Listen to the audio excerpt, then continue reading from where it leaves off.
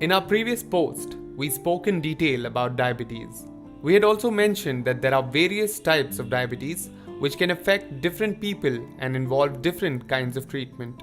Let's give you a brief background on the different types. Type 1 diabetes.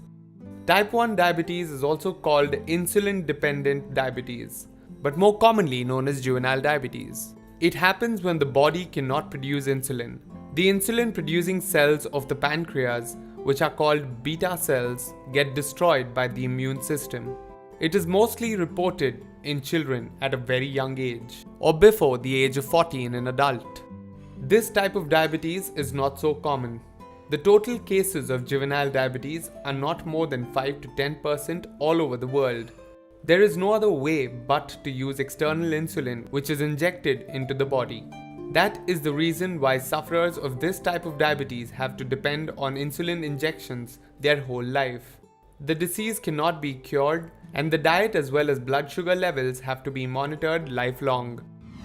Type 2 diabetes. This is the most common type of diabetes around the world. When someone says that they are suffering from diabetes, this is the type they are referring to. 90% of the cases fall into this category. This type of diabetes happens to a person when the body becomes resistant to insulin, or when the insulin produced in the body is less and cannot carry out its function. But sufferers of this type of diabetes do not have to depend on insulin injections as soon as the diagnosis is made, as in type 1.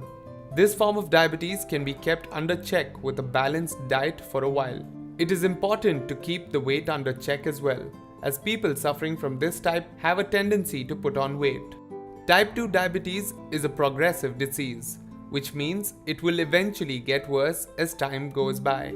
Once it gets out of control, that is when the patient might have to start depending on insulin injections to keep the blood sugar levels under control. Type 3 diabetes. Type 3 diabetes is also called gestational diabetes, which occurs only in case of pregnancy. This type of diabetes happens when the blood sugar level is high during pregnancy because the body is unable to produce enough insulin to transport glucose all over the body. It starts and ends with pregnancy, but the problem is that if ignored, it can lead to complications during the pregnancy or childbirth. But the good news is that the blood sugar level goes back to normal after childbirth, so it has to be monitored and kept under check only while the baby is in the womb. So these are the 3 different types of diabetes that one can suffer from.